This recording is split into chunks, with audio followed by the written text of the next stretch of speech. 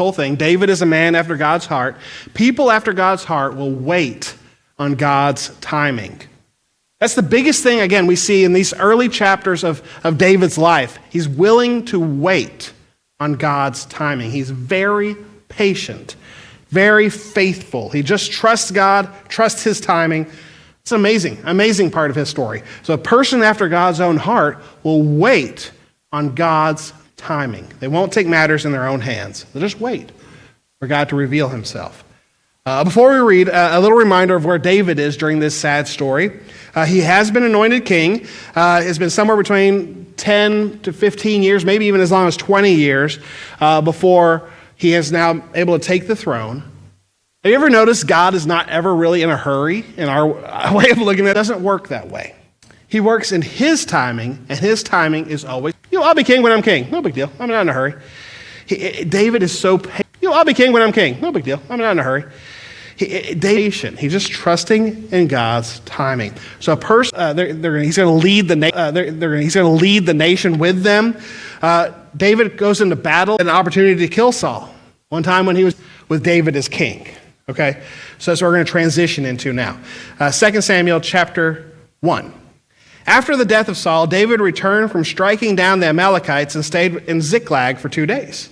Okay, now if you remember, a couple weeks ago, chapters 29 and 30 of 1 Samuel, Saul is dead. He's busy fighting the Amalekites, and we're in hot pursuit. He turned around and saw me, and he called out to me, and I said, "What can I do?" And he asked me, "Who are you?" "An Amalekite," I answered. Then he said to me, "Stand here by me and kill me. I'm in the throes of death, but I'm still alive." So I stood beside him and killed him. We stood beside him and killed him because I knew that after he had fallen, he would not survive. And I took Ed at the time. Can you imagine what the Philistines would have done if they caught them alive? So Saul makes a terrible choice, a sad choice to end his own life.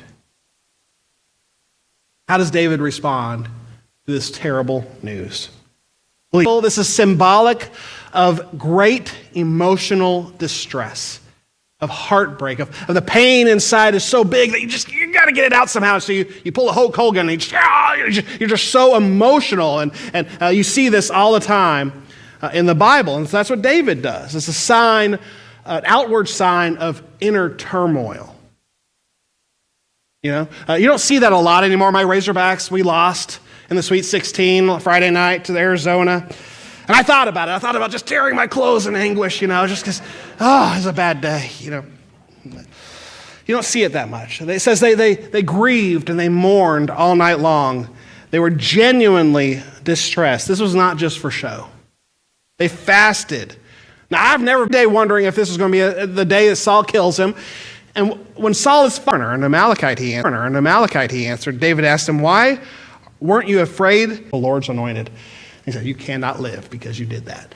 Again, David says this exact phrase, "I will not raise my hand against the Lord's." Glad that's over with. David, you would think, would be revolt against David. Absalom will think he should be king.